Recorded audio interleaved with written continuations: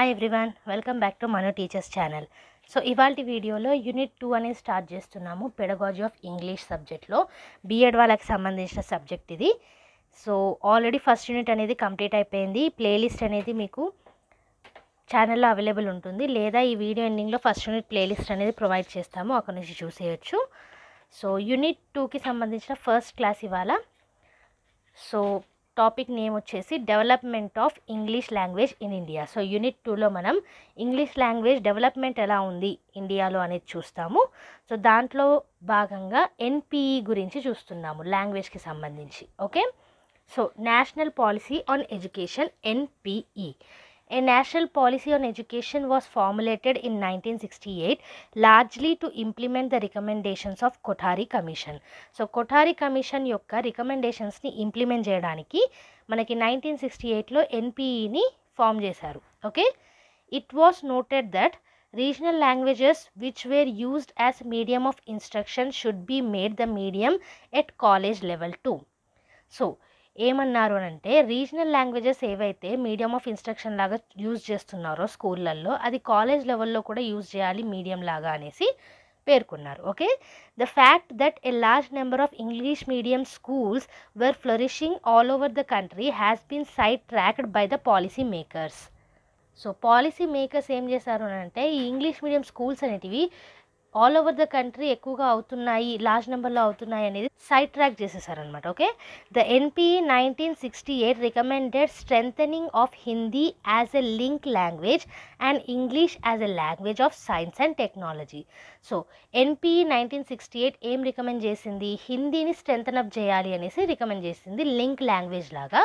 అలాగే ఇంగ్లీష్ని language of science and technology లాగా అనేసి అన్నారు. Okay, the next stage in policy making was the National Policy on Education NPE 1986 and the Program of Action POA, which reiterated the earlier view on strengthening languages. So మనకి NPE 1968 ప్రకారంగా recommendations చూసుకున్నట్టయితే, ఈ హిందీ అనే లాంగ్వేజ్ని అలాగే English అనే language strengthening లాగా చేయాలి అనేసి అన్నారు. ఇంగ్లీష్నేమో సైన్స్ అండ్ టెక్నాలజీ లాంగ్వేజ్ లాగా. సో ఈ నేషనల్ పాలసీ ఆఫ్ ఎడ్యుకేషన్ 1986 మరియు ప్రోగ్రామ్ ఆఫ్ యాక్షన్ ఏదైతే ఉందో, ఇవి రెండు కూడా అదే మెన్షన్ చేశాయి. Okay, strengthening of languages. NPE 1986 asked for the setting up of rural schools, colleges and universities. So NPE 1986లో ఇంకా రూరల్ స్కూల్స్ అనేటివి సెటప్ చేయాలి, కాలేజెస్ తీసుకురావాలి, యూనివర్సిటీస్ తీసుకురావాలి అనేసి పేర్కొన్నారు. The Navodaya Vidyalayas were setup under this plan.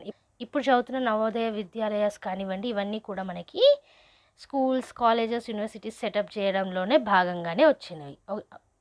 అంటే ఈ ఎన్పిఈ 1986 ప్లాన్ భాగంగా ఈ నవోదయ విద్యాలయాస్ కూడా సెటప్ చేశారనమాట. The Acharya Ramamurthy Committee 1986 endorsed that the 3 language formula had stood the test of time. So Acharya Ramamurthy committee 1986లో ఏమన్నారు, 3 లాంగ్వేజ్ ఫార్ములా అనేది ఇప్పుడు మనకి బాగా ఉపయోగపడుతుంది అనేసి తీసుకొచ్చారు. The committee also emphasised the hours of study and levels of attainment in Hindi and English irrespective of the duration of study. So committee ఇంకేం చెప్పింది అని అంటే, ఈ అవర్స్ ఆఫ్ స్టడీస్ మరియు హిందీని ఇంగ్లీష్లో అటైన్మెంట్ లెవెల్స్ వీటి గురించి పేర్కొన్నారనమాట. ఇక్కడ డ్యూరేషన్ ఆఫ్ స్టడీ మీద అంత ఇంపార్టెన్స్ అయితే ఇవ్వలేదు. These competencies should be evolved and specified by their premier institutions like Kendriya Hindi Sangathan KHS, central institute of English and foreign languages CIEFL and central institute of Indian languages CIIL, which are in charge of these subjects. So Hindi, English సబ్జెక్ట్స్కి in charge అయ్యే institutions ఏంటి మనకి, Kendriya Hindi Sangathan, central institute of English and foreign languages, central institute of Indian languages. Okay, so వీటిలో ఏంటంటే స్పెసిఫికల్గా ఈ Hindi, English మీద ఎక్కువ emphasis అనేది ఉండేది, ఎబిలిటీస్ అనేటివి ఉండేటివి నేర్చుకోవడానికి. It is quite clear from these recommendations that nobody has said anything against English. So ఈ రికమెండేషన్స్ మీరు చూసుకున్నట్టయితే ఇంగ్లీష్కి అగెనిస్ట్గా ఎవరూ లేరు. Okay, The policy makers, administrators and parents even now feel that teaching of English should be strengthened at all stages. So policy makers కానివ్వండి, administrators కానివ్వండి, parents కానివ్వండి, ఇప్పటికి కూడా మీరు చూసుకున్నట్టయితే ఇంగ్లీష్లో టీచ్ చేయడం అనేది అన్ని స్టేజెస్లో చాలా అవసరం అనేది నమ్ముతున్నారు. ఓకే, సో మన రీజనల్ లాంగ్వేజెస్కి ఇవ్వాల్సిన ఇంపార్టెన్స్ ఇస్తున్నారు, దాంతోపాటుగా ఇంగ్లీష్లో కూడా టీచ్ చేయాలనేసి అంటున్నారు. సో అందుకే మనకి 3 లాంగ్వేజ్ ఫార్ములా అనేది చాలా ఫేమస్గా ఇంప్లిమెంట్ అవుతుంది. Okay, there is an unmistakable public opinion that learning English voluntarily is for our own good. మీరు చూసుకున్నట్టయితే ఇంగ్లీష్ వాలంటరీగా అంటే ఒకవేళ స్కూళ్ళల్లో నేర్పించకపోయినా మనకు మనం ఇంట్రెస్ట్ తోటి నేర్చుకునేది మన మంచి కోసమే అనే పబ్లిక్ ఒపీనియన్ కూడా మీరు చూసుకొని ఉండొచ్చు. English and our own languages could naturally gain immensely by being learnt with different level of competencies. So English కానివ్వండి లేదా మన మదర్ టంగ్ మన ఓన్ లాంగ్వేజ్ కానివ్వండి న్యాచురల్గా మనం నేర్చుకుంటేనే వస్తుంది. ఓకే, డిఫరెంట్ లెవెల్స్ ఆఫ్ కాంపిటెన్సీస్ను నేర్చుకుంటే పూర్తిగా మనము దాంట్లో ఆరితేరిన వాళ్ళం అవుతాం లాంగ్వేజ్లో. ఓకే, సో ఇక్కడ ఏమంటున్నారు, మనకి NPE national policy and education అనేది 1968లో మనకి వచ్చింది. 1968లో వచ్చిన నేషనల్ ఎడ్యుకేషన్ పాలసీలో లాంగ్వేజెస్ గురించి మనం చూసుకున్నట్టయితే రీజనల్ లాంగ్వేజెస్లో మీడియం ఆఫ్ ఇన్స్ట్రక్షన్ ఉండాలనేసి అంటున్నారు.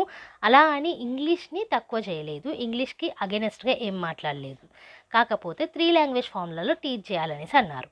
ఓకే, ఇంకా చూసుకున్నట్టయితే ఎన్పిఈ 68 తర్వాత మనకి ఎన్పిఈ 1986 వచ్చింది. దానికంటే ముందు ఎన్పిఈ 1968లో హిందీని స్ట్రెంథన్ చేయాలి, స్ట్రెంథనింగ్ లాంగ్వేజ్ లాగా యూజ్ చేయాలి, లింక్ లాంగ్వేజ్ లాగా యూజ్ చేయాలి, అండ్ అలాగే ఇంగ్లీష్ని language of science and technology లాగా యూజ్ చేయాలనేసి అన్నారు.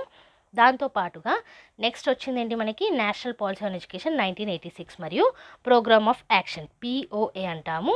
సో ఇవి రెండు కూడా ముందు వచ్చిన ఈ 1968 ఎన్పిఈకి సంబంధించిన రికమెండేషన్స్ని లాంగ్వేజ్లో ఎంఫసైజ్ చేశాయి, మళ్ళీ ఒకసారి రిపీట్ చేశాయి. Okay, which is strengthening languages. So NP 1986లో మనకి ఇంకొకటి చూసుకున్నట్టయితే రూరల్ స్కూల్స్ కానివ్వండి, కాలేజెస్ కానివ్వండి, యూనివర్సిటీస్ కానివ్వండి సెటప్ చేయాలనేసి అన్నారు.